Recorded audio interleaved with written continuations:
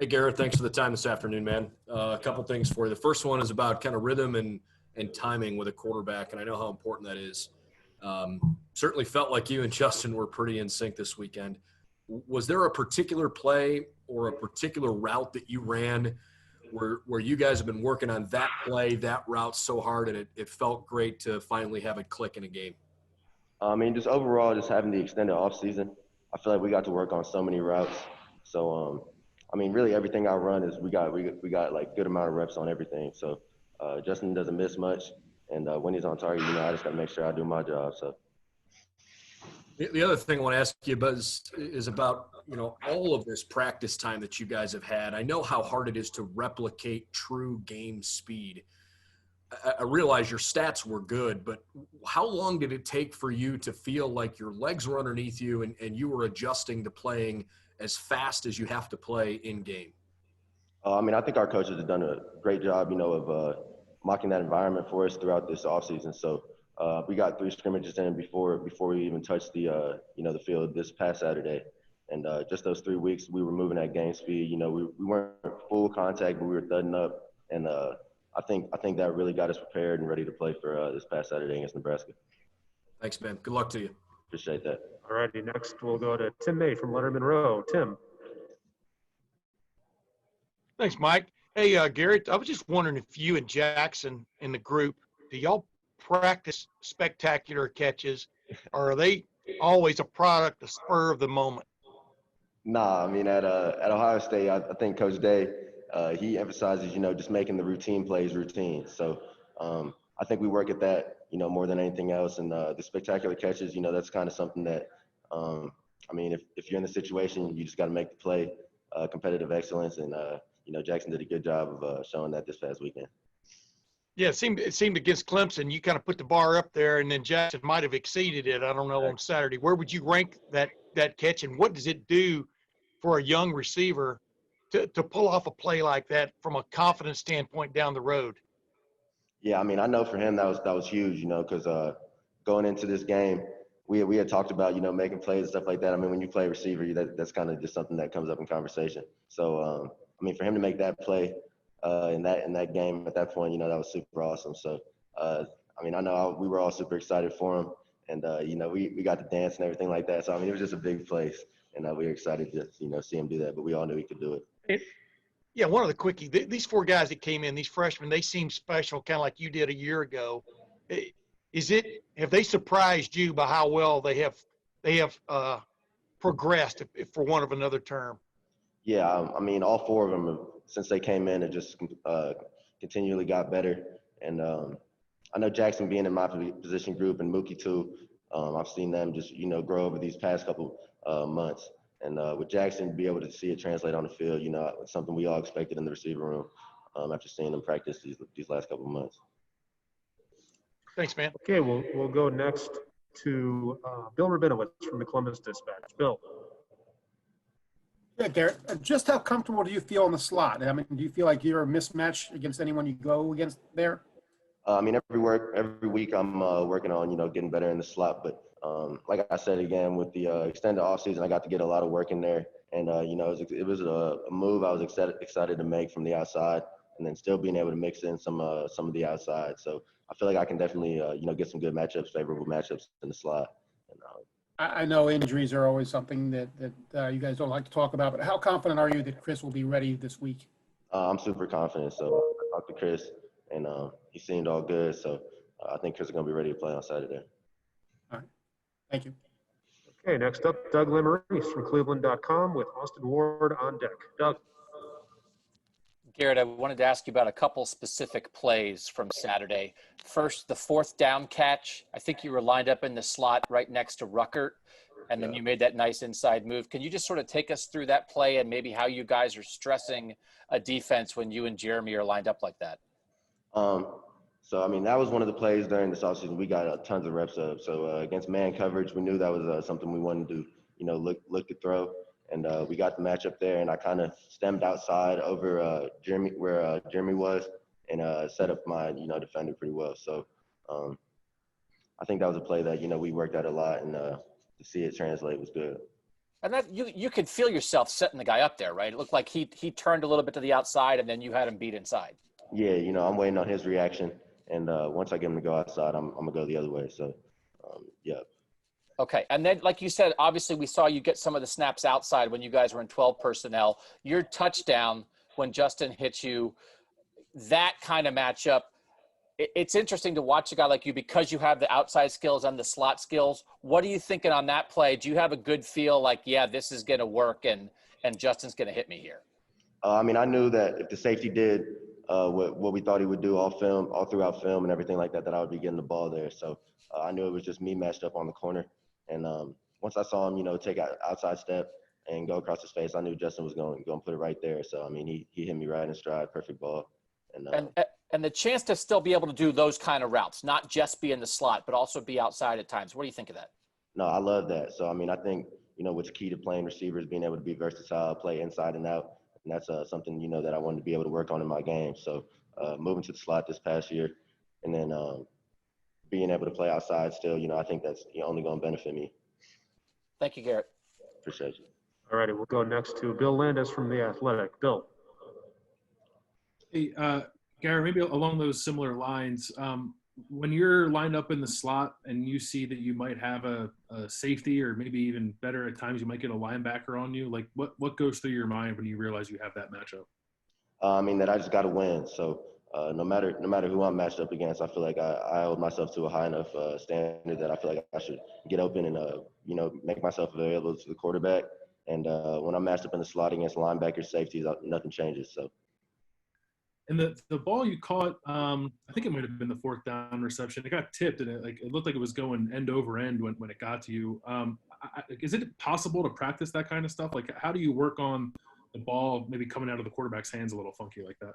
I mean, it's hard to replicate something like that in practice, but I mean, overall, just doing hand-eye coordination drills, stuff like that, catching the ball often is all gonna go into it. But to tip or to replicate a tip balls like that. I mean, that could be probably harder. I don't know. It's kind of just a lucky catch by me. I almost dropped it. So, yeah. All righty, we'll go next to Nathan Baird from Cleveland.com. Nathan. Garrett, just what did you see from Julian Fleming in the preseason that might have explained why he had separated himself a little bit from some of those other guys, other options on the outside, even more veteran guys? I think Julian I didn't know how fast he actually was. So for someone to be that big and strong and then move the way he does, I was just like, wow. So, I mean, he's fast. I don't think y'all haven't fully got to see it yet, but if he gets to open it up, y'all gonna probably say the same thing. So his speed is just, he's really fast. All right, next up, Austin Ward from Letterman Row. Austin. Garrett, I want to go back to that ability to go inside and outside. I know that's something that excites you, but if you had to pick one, what's your favorite place to line up in the formation for a route? Honestly, I've played outside so long that I think I'm liking slot a lot more right now. So when I feel like when I'm lined up in the slot, I can, get some favorable matchups and take advantage of them. So just being more involved with the scheme as well. I think I like the slot, but like I said, going inside and outside is something I want to be able to have in my game. You had one of those, drag routes underneath where Justin found you, and I don't know if it was a linebacker or who you had on you, but you just kind of ran away. And we saw KJ make a lot of money off of that over the last couple of years. How exciting is it to get some of those matchups on the inside? What is it about your game that you think lends itself to working in that area? I mean, I think a lot of the receiver skills come from playing basketball for so long. So I think just handling the ball, going up and getting rebounds, things like that, all translate over to football well. And I don't know, that's something that I definitely don't, just kind of forget about. I always give credit to basketball for a lot of my receiver, abilities. Thanks, man. All right, next up, we'll go to Tony Gerdeman from Buckeye Scoop. Tony. Garrett, do you want to take credit for teaching Jackson Smith Jigba that move? No, I don't want to take credit for that. So the state of Texas can do that, but Jackson, you know, he's someone that has like amazing abilities, one of the best I've ever seen, and you know, he's gonna be a baller for years to come. So Jackson has all that. Then a few plays before that, he got lit up pretty good on that targeting call, and I guess to say about him that he bounces back the way he did. Yeah, I mean, he popped up right after he got hit. We talked about it on the sideline, you know, after the after it happened, and he was pretty funny. But just to, you know, see him go back out there and make a catch, and you know, he said it was something that he wanted to do after getting hit like that. Whenever we got back to the sideline, so I know he was happy to get the touchdown catch after that. Thank you. No problem. All righty, we got time for a couple more. We've got quite a few hands raised, so let's keep it to one question per person, and we'll start with Jared Smalley. Jared. Hi, Garrett. If Chris could not play on Saturday, how do you think it would affect your role? And greater than that, the receiving core as a whole? Obviously, everybody has a little bit more responsibility on their shoulders. If you get in a situation, how do you think you'd handle it? I mean, I think just the depth of our receiver room in Zone 6, it's such a deep room. So I know we got some young guys, but it would be a great opportunity for one of them to step up and show that they're able to, you know, show competitive excellence and take on that role. So, you know, I have full faith in our receiver room that, you know, someone can step up and, you know, try to fill that void. All right, we'll go next to Dave Biddle, 247 Sports. Dave. Thanks, Mike. Hi, Garrett. As we've been talking about, it seems like you can do a little bit of everything as a wide receiver. Just how would you describe your game as a receiver? I put a big emphasis on me being versatile. So, you know, when I watch someone like Devontae Adams play, they show being able to play inside and out. You know, good releases off the ball, being able to go track the ball down the field, and also in the intermediate and in the short game. So, you know, I want to be able to do all those things. Just make anything that makes you harder to guard and harder to take away as a defense. So I'm focused on, you know, trying to improve my whole game. Thank you. All right, next up, Stephen Means from Cleveland.com. Stephen. I think there was a play on the goal line where I think you were rolling out right. I think you might have been open in the end zone, but Justin decided to just take off with it. When you guys are, first of all, did you think you were open on that? Yeah, you know, but I let Justin know. He said he saw green grass, so, you know, I'm fully understanding and just move on to the next play. But I trust my quarterback 100%, and you know, if he didn't think I was open, then I'm rolling with it.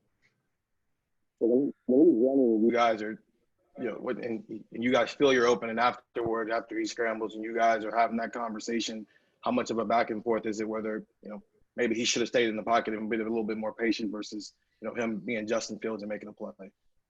No, it's not much of a conversation. So honestly, I mean, I might say I'm open, but yeah, you know, I trust him, like I said, and if he thought he could get in the end zone, which he did right there, you know, I'm rolling with it. But we ended up scoring the next play, so you know, we just rocking out with 7 points. That's all I'm worried about. How important was that Miami Ohio game for you, where you kind of got some extended reps in the second half, even if it was against second teams? How important was that for your development?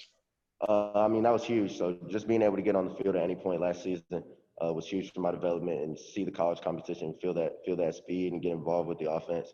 You know, all that, you know, was huge to my development. So, yeah. We'll go next to Dan Hope from 11 Warriors. Dan.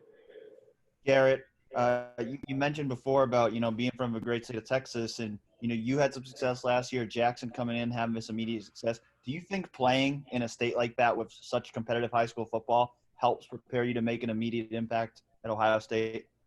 Definitely. So, you know, seeing the contact, or not the contact, but the competition that you do down in Texas, you know, that's something that translates to the next level and to the levels, you know, after that. You play football year round, 7-on-7. You have like a lot of time to polish your game, stuff like that. So just the coaching down there, all that, you know, has a good effect on, you know, translating into college ball. Thanks, Garrett. I got time for 2 more. We will go with Joey Kaufman from the Columbus Dispatch, and then wrap it up with Jeremy Birmingham. Joey. Gary, you mentioned your basketball playing days, helping out with football and catching balls and that sort of thing. How big a part was basketball part of your life growing up, and when did you start playing? I started playing basketball, probably playing competitive basketball when I was probably 5 and upward. And that was a church league I played in. And, you know, I was pretty good back then. And I remember being able to dunk on the lower rims and stuff like that. And, you know, basketball is to this day, my favorite sport. the size just didn't bless me. So if it was up to me, I probably would be playing basketball. But being 6 foot, I decided to make the decision, to play football and be a receiver. And but I mean, I think it has a lot to do with all the success and all these receiver traits and stuff like that. So I think I owe everything to basketball. All righty, and we'll wrap it up today with Jeremy Birmingham from Leonard Monroe. Jeremy. Hey, Garrett, I know you're in a little different situation than some of the other guys because you have Ohio roots, but how much did the success of guys like J.K. Dobbins and Baron Browning and Jeff Okudah have on you? How much impact did that have on you choosing Ohio State from Texas? And how do you think that what you and Jackson and guys are doing now can impact the Buckeyes as they recruit in that state in the future? Yeah, I mean, personally for me, seeing Jeff in that he wasn't huge in my recruitment, but for someone like Jackson or something like that, it could be totally different. So, I was aware that they played there, but overall, I felt the connection up here, and like you said, having the Ohio roots, I wanted to come back. But for future Ohio State going down in the state of Texas, I think it's a great thing, to have a whole bunch of players on the team showing out, and seeing someone like J.K. go up from college ball to the league after that. Coming from, Central Texas, I think that'll, pay its dividends later. Do you notice a different type of reaction when you go back home to Texas and talk to high school kids, or, do they treat you different maybe than you thought? After I decided not to go to UT, I would say it's a little different than what I thought it would be. But I think Ohio State has such a, universal, what's the word? I don't know what the word is I'm looking for. But just people everywhere can gravitate towards the university. So when I go back to Texas, it's a lot of love. Surprisingly, a lot of people, like Ohio State down there in Austin and Lake Travis now. So, I think that we'll have some good roots down there. Thanks, man. All right, Garrett, thank you very much for your time. Have a great afternoon. Have a good practice. Thank you. Appreciate you.